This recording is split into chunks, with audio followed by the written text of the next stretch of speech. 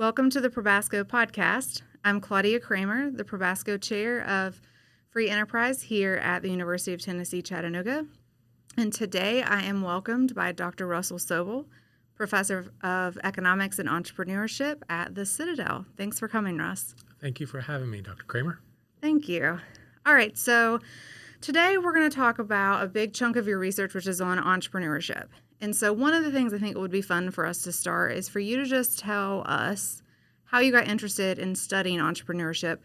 And honestly, what is it? What is it to an economist, in the way that everybody thinks about it? And I think that'll just kind of be helpful to kick off the conversation. Yeah, I'd be happy to. It's actually a pretty funny story how I got interested in this topic. I was a professor of economics and just really was focused on mostly issues related to government policy, like tax policy, and focused on how those affected the economy a little bit more generally. And I really wanted to create a free market institute or center up at West Virginia University, where I was at the time. And so I went to the dean and pitched this idea. I'd like to have a center, and said, well, we don't have any money for that, but I just got a big donation to start an entrepreneurship center. Would you like to tackle that?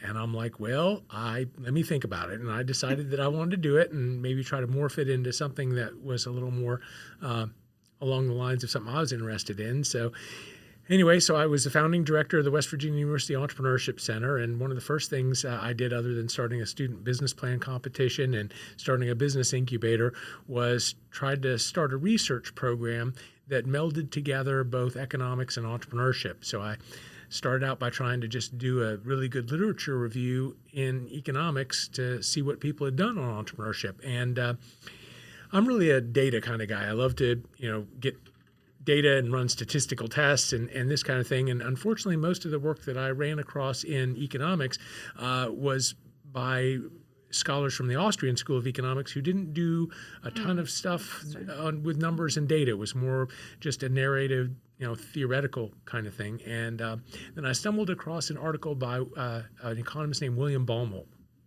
And while it was narrative, it seemed to have an easily testable prediction. And so I ended up trying to take his work and subject it to some data analysis, and it just started there. And so for the last 25 years, I've been working on statistical analysis of how government policies influence the rate of entrepreneurship.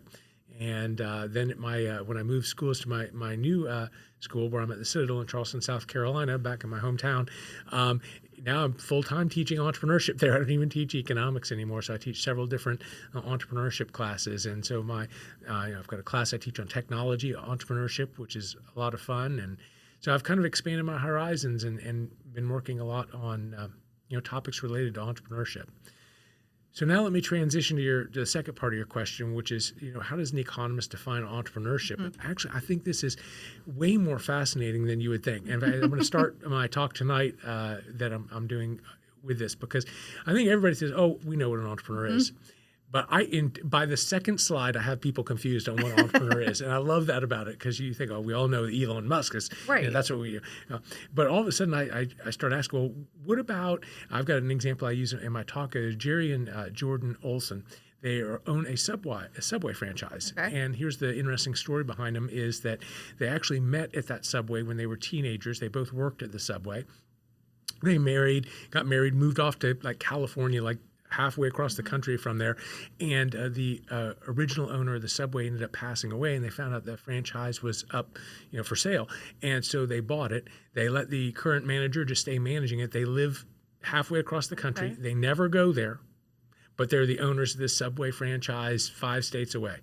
Would you consider them entrepreneurs? Mm-hmm. I mean, and my class will sit and have a heated debate over whether we should count people like that as entrepreneurs. And it's really a question of, do you count all business owners as entrepreneurs, or do you only count business owners who are doing new and innovative things like Elon Musk is with SpaceX or Tesla, these things that change the world, like Henry Ford kind of people. Right. And, and it's funny because my class will be about equally split of whether we should count every, person who runs a small business as an entrepreneur. A guy who does pressure washing of houses. There's nothing new and unique about that, but he runs a small business. Is he an entrepreneur? And then I have more fun with them, because then I like to say, well, what about people who aren't in the business sector at all? What about Abner Doubleday, the guy who invented baseball? or Elbridge Gerry, the politician who invented the whole concept of gerrymandering, or, Blackbeard, the pirate, who, as we have a friend who does a lot of work on the economics of pirates. I mean, he ran 3 ships of men, went out on risky adventures where sometimes he lost money, sometimes he made money. What about this broader conception of entrepreneurs who are agents of change? And so as I view it, there's really like 3 possible definitions of what it means to be an entrepreneur. There's the narrow definition that only counts for-profit ones who are truly innovative, the Elon Musk of the world. Then there's the more traditional textbook definition, which is all business owners. If you look at a management textbook, that tends to be the one that's closest to them. So they would count the Subway owner. Okay. And then there's this broad conception, which I think most economists, would probably, as long as I had a chance to sit and talk with them and say, yeah, that's probably right, because William Baumol's idea that got me so interested in this is really about the fact that there's creative people everywhere. It's a question of how they allocate their time and talents. And in some societies, you want to allocate your time and talents. The way you can make the most income is by opening a private sector business. But say that you're a creative individual who lives in Cuba or North Korea. That's not an option, right? So, but it's the same creative people, but they're spending their time and talents in other ways, right? And so they're just agents of change. And I've kind of I cover a lot of different ones. I mean, obviously there's military generals who change the way wars are fought, but there's academic entrepreneurs who change the way universities are run. I've got a colleague, Dr. David Duplass, who when he ended up writing a huge SBA grant to start this center at the Citadel that helps veteran entrepreneurs who want to open businesses. That center didn't exist before he's there. He's changed, but it's not a for-profit business, and he's not even the dean of our school. Like, is he an entrepreneur? Well, he's certainly an agent of change, right? So that I think this broad conception is kind of a good way of looking at it. But if you start reading the literature, Joseph Schumpeter, who I'm going to be speaking about, at more length, had a very specific idea of what it meant to be an entrepreneur. And I think as you read, different people have different conceptions of what it means to be an entrepreneur. Maybe we can talk more about their ideas. I think the agent of change idea, there's something there with that. You mentioned the Austrian school.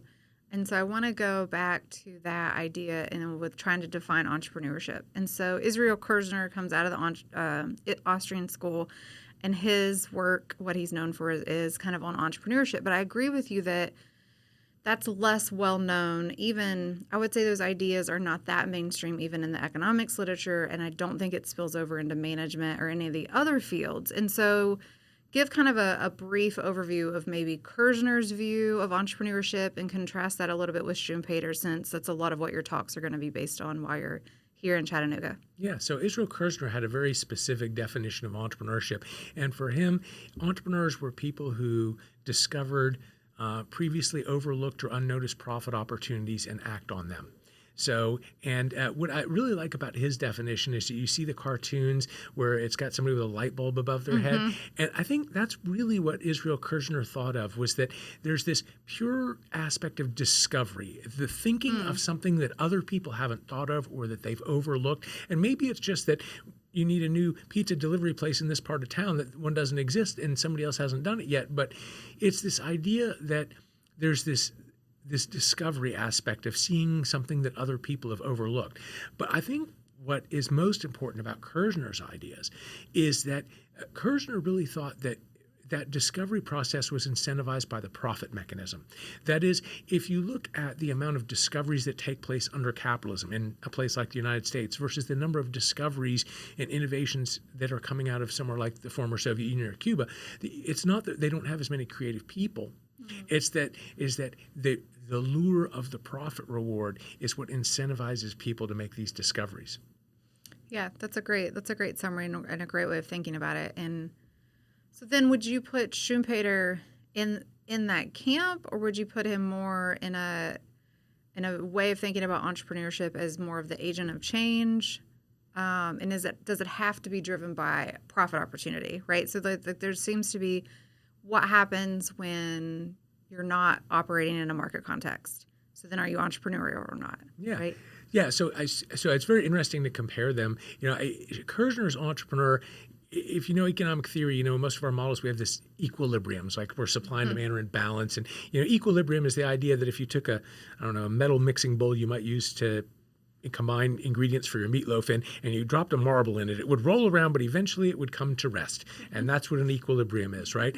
And, if you think about what the Kerzner entrepreneurs do is they come in and they see profit opportunities and they act on them and they end up eliminating them. It's kind of like the competition model where there's profits, people enter and compete those profits away. So you might say, well, Charleston, where I'm from, had this big tourism boom, and all of a sudden room rates on hotel rooms went from like $100 to $300 a night. Huge profit opportunity. People are building hotels there. Those are like the Kerznerian entrepreneurs. Okay. Now, let's switch gears, because I think what's so cool is that Schumpeter really viewed entrepreneurs as these disruptive agents in the world who come up with new ways of doing things that displace the old way of doing things, his concept of creative destruction, where the car is replacing the horse and buggy. So they're moving markets that were in equilibrium into disequilibriums. And, in his work, he's very clear that to him, an entrepreneur is somebody who's trying to introduce into the commercial marketplace a new combination of resources. And he even said that once the business is up and running, that person no longer is an entrepreneur, just he's managing a business. So he really, it's not that a person is an entrepreneur. He really viewed the entrepreneur as more defined by the function of trying to introduce a new combination of resources into the economy. It's a new combination of labor, capital, whatever, But like Henry Ford is a good example of that. He neither invented the car nor the assembly line, but he's the one who said, "Hey, I'm going to bring assembly line production to try to produce this car in a way that brought it in the hands of everybody." So he's a really good example of somebody that Schumpeter would say, "That's what I mean by entrepreneurship." Okay. But it's only when Henry Ford was starting the business. Once Ford Motor Company was up and running, to him, that's just a managerial role and is not really the same thing. So do you see there being a unique kind of role for providing assets? Because in reading some of this literature myself, I feel like at times authors will try to classify entrepreneurs if they're a residual claim or if they have skin in the game, if they have capital in the game. So in some sense, thinking about your Subway couple, well, they have their capital invested. But then thinking now of how you just described Henry Ford, once it's up and running, now he's a manager but not an entrepreneur. But he would have assets within the company. So that is another, I think, interesting way that I've seen people try to splice an entrepreneur versus not an entrepreneur. Yeah, so it's very interesting because I've led this debate in my classroom so much. It seems that there's several dimensions that people really care about when they're making the decision of whether they want to classify somebody or not. One of which is whether the person is the residual claimant or has assets at stake. Are they taking risks, financial risks with the business, right? And obviously that is something a business owner does, even if they just own a Subway, is that they have assets at risk.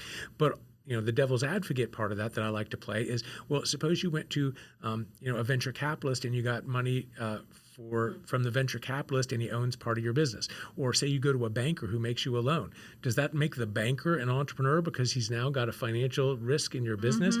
How about I have a financial risk in Apple Corporation because I own some Apple stock. Does that make me an entrepreneur? Right. And all of a sudden we're like, no, that's not what we mean. Yeah. So, by itself, the financial risk, it's part of it, but it's not sufficient. It's not enough. Right? Then a lot of people care about how active of a role are they playing? Like a lot of people would look at the Olson example that I gave you and say, look, these people are 5 states away. They're not actively every day there. And so some people really care about how active of a role somebody is playing in the business that matters to them a lot. They're like, well, if they work there every day and whatever, or some people care about whether they were the ones who started the business versus taking it over. There's all these different dimensions, and there's just not a widespread agreement on it. But I think that's what's so interesting about it. I agree. Yeah. It makes it a fun conversation. Yeah.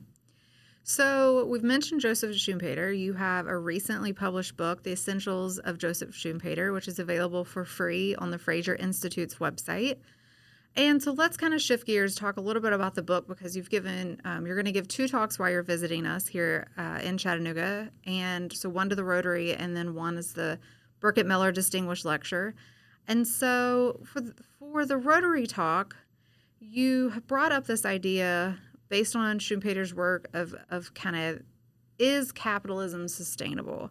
So that shifts gears a little bit into trying to think about this role of entrepreneurship, which in some sense happens under a capitalistic system, and we can kind of get into that and to the rules of the game aspect of it. But what was Schumpeter's thoughts in terms of looking into the future and trying to understand where he saw kind of capitalism going? Before we get there, I think one of the things that we need to get out of the way so that we don't have to do it as part of that argument is to talk about what Joseph Schumpeter is most famously known for, which is his concept of creative destruction. I mentioned it a minute ago, but the critical aspect of his theory of creative destruction is that we always think of entrepreneurs like Henry Ford as being people who create something new, bring something new into fruition, which is true. But there's a whole second part of that process, which is it eliminates and destroys the horse and buggy industry. Mm-hmm. So what entrepreneurship really is in Joseph Schumpeter's view of the world is this process where new goods and services and means of production transform the world and eliminate or render old ones obsolete. The horse and buggy industry, tens of thousands of people who worked in it disappear. It's Netflix replacing Blockbuster. It's this continuous process of firms replacing firms. And why it's important to talk about that is it's a process that's very disruptive. And, people don't like losing their jobs. And the minute your company is being threatened by foreign competition, or a mom and pop store is being threatened by Walmart, or maybe more of the listeners would be familiar of, Uber and Lyft recently as they've entered markets that taxi drivers are protesting. There's a lot of places in the world where there were violent protests by taxi drivers over this, and countries where ride-sharing services have been banned to try to protect the taxi industry. And, it's one of these things where it creates a lot of tension and a lot of demands for people who are being displaced to get the government to step in and slow it down. And I think you see these debates now happening with artificial intelligence and AI. I mean, the writers in Hollywood went on strike over this, and, because they're worried about their jobs being replaced. And so entrepreneurship is a very disruptive process that creates this large contingent of people who are current business owners and benefited from the very freedom to try to start a business, who then, once they're running a business, seek government to step in and restrict the ability of other entrepreneurs to do that because it's threatening their livelihood.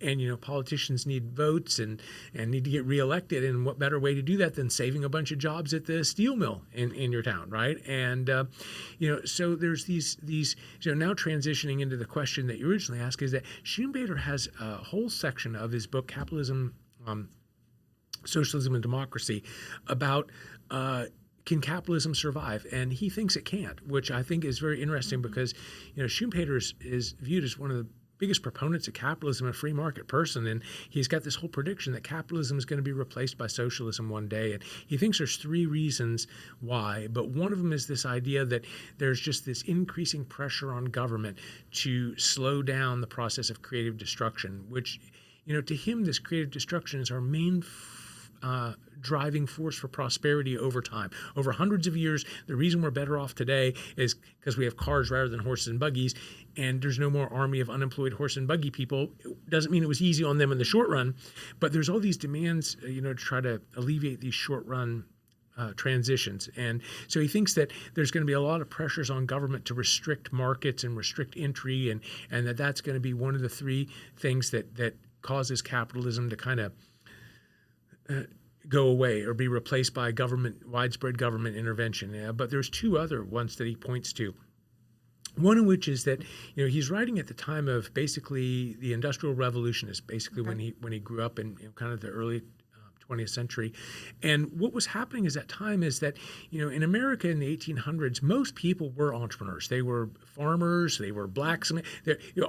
People. There weren't these large firms like we have today. And what Schumpeter saw happening with the Industrial Revolution is the creation of these large companies like the Ford Motor Company, or whatever. Or when we think of Apple, in these giant companies who employ thousands of people. And so the average person in the economy is not an entrepreneur anymore. And in fact, they get so removed from this aspect of being a business owner and running a business that they get disconnected from the whole thing that makes markets work, entrepreneurship and entrepreneurs. And he argues that it's going to become entrenched so much in these big firms that people will no longer look to these entrepreneurs as heroes. And I gave an example in the book about James Bond villains. If you look through time, James Bond movies have been being made for like 40 years or whatever it is, right? Early movies, it's these Russian, generals or spies that are the villains, and now it's like CEOs of companies are the villains, right? And so, there's this thing where people like Elon Musk and Jeff Bezos are looked at as evil or villains or not celebrated as the heroes that they really are.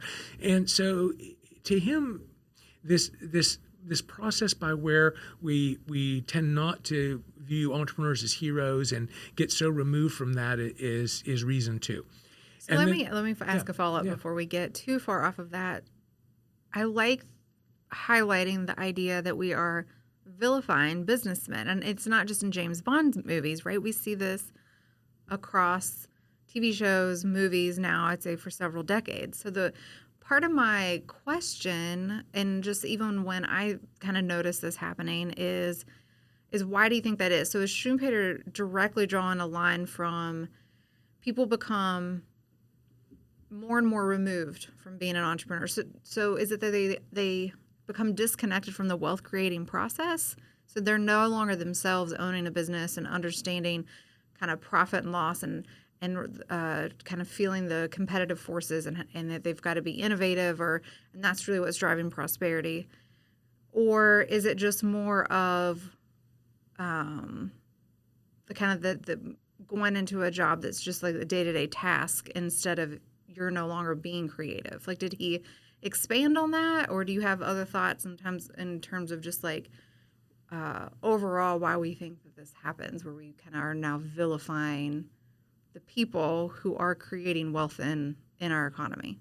Yeah, I think both your ideas are exactly right. I mean, I think part of it is that, if you go talk to business owners think they're doing good for the world and helping the world, right? Mm-hmm. And when a large number of people are business owners, then you think, wow, what we're doing is a good thing. And when it's just a bunch of people working for a business owner who they feel like they're making more money and profits, and there's this envy aspect of that where, you see people like Elon Musk and Jeff Bezos with big yachts, and you think that's so unfair that they have all this money. And obviously there's this aspect where they feel like if those people could, just not have so much money, other people could have money. And what the whole point of that misses is that these people are creating wealth for everybody, not just themselves. And I think the problem is that we tend to start equating the search for personal reward with harming other people. And there's positive some activities and negative some activities, right? I mean, people in the world are always self-interested, looking out for gain for themselves. But there's fundamentally a difference between doing it by opening a barbecue restaurant that, where your customers are happy, your suppliers are thrilled. Like there's a new Swig and Swine barbecue restaurant in Charleston that I love. And so I just want to use it as a specific example. I love going there. When I leave, I tell them thank you, and they tell me thank you. I love eating there. They're not stealing money from me as a customer. I'm happy they're open, right? And one of my former students works there. He's like, this is the best place to work. He said, it pays more than my other job. I mean, their employees are better off because they're open. And an even funnier story is that the farmer that they get their hogs from was just this farmer who wasn't doing very well, and now they've expanded to like 6 different restaurants. They've opened 6, and so now full time this guy has bought a bigger farm. Their suppliers are better off, their customers are better off, their employees are better off, and they've done it. This search for personal return as an entrepreneur is making the world better off. It's productive. It's win-win-win for everybody, and it's not a good thing if you go out and steal from people or rape people and murder people, but those are violations of people's rights. And I think there's this odd equating of greed and profit seeking with violating the rights of others, theft, robbery, whatever. And the problem is it's not that the greed is bad. It's that the violating people's rights is bad. In a world where we don't violate people's rights, searching for personal gain by opening a barbecue restaurant doesn't make the world worse off. It makes it better off. And I think that has a lot to do with it. There seems to be this equating of greed, so to speak, with evil, as opposed to equating the violation of people's rights with evil, and that greed is just it's like gravity. It's like why did the plane crash? Gravity. Well, yeah, that's not that helpful, right? In the explanation. Yeah. Well, that made me think about just if the process of becoming less entrepreneurial or individuals becoming less entrepreneurial in their day-to-day life leads more to the zero-sum thinking or not seeing the positive sum. So do you think that that's part of the explanation, or why is it so hard, it seems now, for people to see that the barbecue owner or Elon Musk is the same in the sense of how they're earning their profit is by serving others? So do you see that disconnect, or do you have any idea? I don't know. I think that Schumpeter's argument was, right or wrong, was simply that it's much easier for people to recognize that when everybody's a farmer, everybody's a blacksmith, and everybody's working for themselves, they're part of that process, as opposed to just one person working for a big company that's kind of bureaucratized. And if you're an employee at McDonald's, it's very hard for you to think of the owners of McDonald's, even though it's the shareholders. And also, I guess that's another aspect of it. He talks about that the corporate form of organization separates this, where you've got, the owners of McDonald's are shareholders, right? And what are they doing? Well, they're not really the entrepreneurs behind it. They're just making, and that's a whole aspect of it as well. Yeah, that's really, really interesting. All right, so that was kind of point one, the vilification of the entrepreneur. So what was his second So the creative point? destruction and the demands for government protection, and then this kind of vilification of entrepreneurs and the not, as number two. And then his third one is maybe most controversial. He argues that basically that the immense productivity of capitalism creates a world where we don't have to subsistence farm anymore. It frees labor from the fields and from the factories, so that we end up with this intellectual class. College professors like you and I, and journalists, and so this large intellectual class of people who sit around pontificating all day long and are really removed from the production side of the economy. And in his view, that class then starts to turn on the very foundation of capitalism. They become anti-capitalist, anti-private property rights, pro-socialist. And, I think that if you were to look at the controversies today about conservative speakers on campus, or the uncook my campus kind of stuff, there is this in intellectual circles on campus kind of some people argue that it's a much more liberal mentality on these college campuses. BB&T Bank, when it was in existence, was trying to give money to endow chairs, and one of the conditions of the gift was that they exposed students to the book Atlas Shrugged by Ayn Rand. And there were some university professors who went ballistic when their universities were accepting those gifts, that the students were going to have to read these books. And I think it is kind of true that at the average college campus, that the average professor there is not a big fan of capitalism. And the data supports that. And what Schumpeter thought was so ironic about that is that the fact that these people can spend their lives being a college professor is due to capitalism generating so many goods and services that not everybody has to subsistence farm anymore. We don't have to farm. We don't have to make our own clothes. We don't have to build our house at rate consistently. We can outsource all of that. So that thought I've also I ran across. I think I mentioned this to you earlier. Somewhat of a similar argument from the Austrian economist Ludwig von Mises, where he doesn't draw, I don't think, the argument as much of an anti-capitalist mentality to the intellectual class, but just that it breeds, so capitalism and the wealth-creating properties does seem to breed an anti-capitalist mentality where, because in some sense you are rewarded based on merit, and that creates more envy, and it creates a situation in which you basically have to work hard or work harder if you want more income, or if you want a nicer house or a nicer car. And so it does seem to set up this room for opportunity to do that. But at the same time, and I think maybe this is some of what Schumpeter was getting at, it's sowing its own destruction. So it's like, how ironic that so. Do you see a way to combat that? Do you see your role as a college professor as part to combat, or by teaching the benefits of capitalism people will understand. So even if they're never an entrepreneur, they will be less likely to, vilify entrepreneurs. Well, I definitely think that education is part of it and exposing people to ideas so they understand this. But, just the creative destruction provides such a good example. We can sit there all day and say it's really important that we let the horse and buggy industry die and the car replace it so that we have a society with cars rather than horse and buggies. But boy, if you're somebody who works in the horse and buggy industry, if you're somebody who raises 10,000 horses a year and sells them to the horse and buggy industry, you're not going to be happy about it. There's nothing I can say that's going to make you happy about that, right? And the problem is that there's that dynamic is what's so hard to overcome.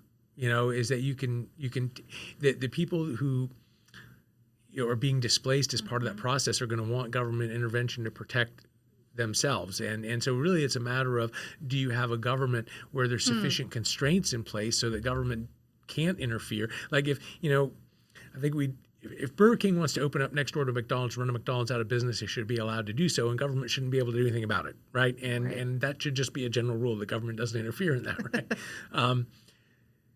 So I don't know. It's kind of constraints on government issue more than it is that. But, that's also then in turn, we get constraints on government and rules on government, and that's through popular opinion, being whatever. So the more people that believe that, yes, we should have a world where competition is allowed to flourish, then we adopt rules consistent with that. But so you've mentioned within the creative destruction aspect, one thing I want to talk before moving on to our next topic is that people are losing jobs. So specific industries, specific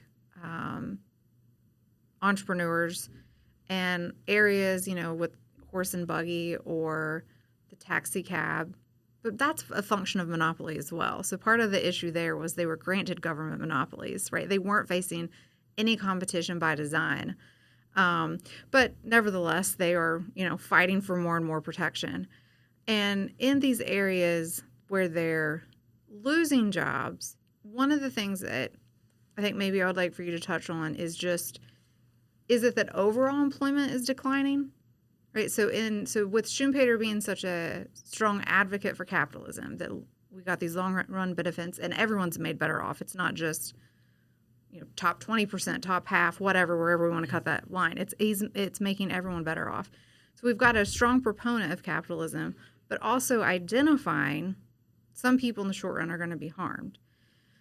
But long run, the employment and employment opportunities increase over time. Is that correct? Yes. I mean, if you look, a very good example from my lifetime is when computers were first coming out and introduced. I mean, when I started my graduate program at Florida State University, the secretarial pool there that helped support the professors must have been 10 full-time employees who, there was, typed up the exams. Everything was hand typed with typewriters and all this. And now if you go visit somewhere like that today, there's one, maybe two people, right? And what that is that everybody has a computer on their desk now and can just print stuff on these copies, right? So it displaced all these people, but there's no army of unemployed, everybody thought the computer revolution was going to create this massive unemployment.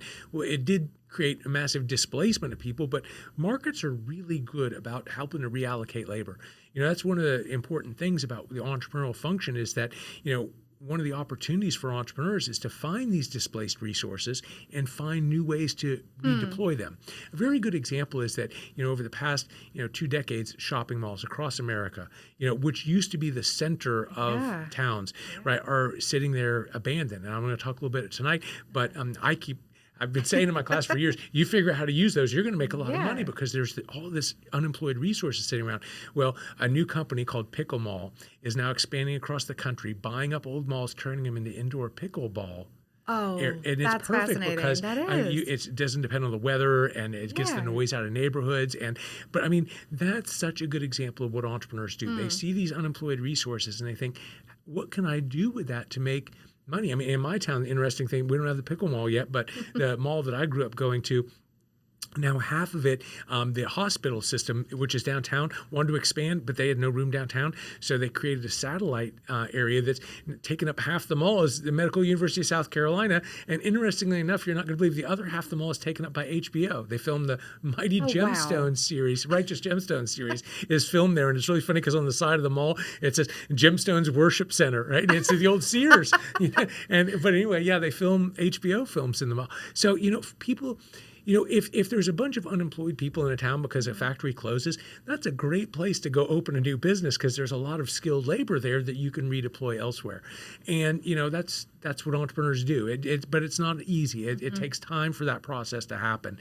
And, one of these things where anything we can do to help worker retraining or make it easy for people to experiment, and all these downtowns that were empty with the mom and pop stores closing are starting to open up now, and it's restaurants and all sorts of antiques. I don't know. That's just the process. Yeah, I find it fascinating, but I agree that a lot of times people resist. Some people, it's just hard to, right? We can't predict the future, but we're confident in the market process of reallocating that labor and using it in a more productive way than how it was being used. I think a phrase that we use in economics that makes us sound heartless is we look at something like the internet, computers, and now AI as labor-saving technology, and that's a good thing in economics because then that means labor is getting freed up to go do something else, right? But that is more abstract and it's conceptual, and people hear that and immediately want to resist it. And I just find that tension, again, really interesting given that Schumpeter's writing at the time of the Industrial Revolution. He's not writing now. He doesn't see where we are, but we are still, in some sense, confronting some of those same, moral or ethical kind of dilemmas of getting people to kind of see the benefits of capitalism. And if you do rely on the market process, long run, we are all better off. And you do get another job. You do get a different job, but that transition can be tough. And I don't think we've done historically a good job as economists of maybe being sympathetic to that or empathetic to that. Yeah, well, one of the things that I think hampers most economists is this fixation on this perfectly competitive model in the textbooks. And Schumpeter really lashes out against that in his work to a large extent. I mean, for him, what competition really was about firms replacing firms more than like you wouldn't say how competitive is an industry. You wouldn't measure it by the number of firms in the industry, which is how economists normally measure it. Schumpeter's like, example I give is a Blockbuster video. Its biggest competitor was Pick-a-Flick video, which is I actually worked at when I was a kid. But not the competition between Blockbuster and Pick-a-Flick that matters. It's that Netflix wiped both of them out, right? And interestingly enough, Schumpeter argues that most of the good things that we have in the world are brought to us by these firms who discover new ways of doing things. They're early on the action. They become basically little monopolies, earn monopoly profits, like Apple's make a ton of money, right? So you end up with these kind of big firms who expand, get big, have a lot of money. They use that money. R&D is Apple's, constantly innovating, but then they get replaced. So in his world, over time, it's this big firms being replaced by big firms that to him is the source of progress. It's not a bunch of small competitive firms. It's these large firms like Apple or Ford, that are changing the world and then getting replaced by one another. And even in social media, you may remember, I think you might be old enough to remember, MySpace was like the dominant thing, and it was taken over by Facebook. And then, now nobody likes Facebook anymore. But the point nonetheless is that those are large firms, dominant firms who then get replaced. Kmart was the biggest retailer in America in the 1970s. It got replaced by Walmart. Right. But the funny thing is Kmart actually replaced Montgomery Ward, who most people have never heard of. But it's this large firm replacement cycle of big firms that in Schumpeter's world, he says, despite the textbook picture, over the long run, even though at any point in time those might look like, oh gosh, we've got these big firms with market power earning economic profit. That over the long run, it's more of a more efficient of a process to have that process go on of firms replacing each other. We end up with a better outcome in the long run with that than if at every moment we were in this perfectly competitive equilibrium with zero profits. Yeah. over the long run, you wouldn't get as much You wouldn't get as much innovation, Yeah. right? Yeah, so it's very interesting. So he's like a process which at no point in time looks efficient. Over the long run is the more efficient process. Yeah, that's And great. but the funny thing about that is it seems so controversial to talk about how great monopolies are, which was like what Schumpeter's talking about. But it really goes back to an interesting thing I like to talk with my students about is Israel Kirzner's idea that discovery is incentivized by profit. I mean, when you think about real-world monopolies, the vast majority of real-world monopolies are created by government. That's Government issues patents Yeah. to everybody for like this period of almost 2 decades, right, when you come up with an idea. So for 2 decades, when you come up with an idea, you have a patent that the government awards you and protects that allows nobody else to compete with you. And that's, people don't know about it, but like the drug industry, when you invent a new medical drug, you can patent that, and generics can't come out for 20 years to compete with it. That's why pharmaceutical prices are so high, because you have these monopolies. But, so here's the most puzzling and interesting question is, if monopolies are so bad, and the textbook says it's government's role to break up monopolies, why is it that the majority of monopolies that exist in America are actually created by government patents? I mean, if you really wanted to get rid of monopolies, the first thing we should get rid of is patent law.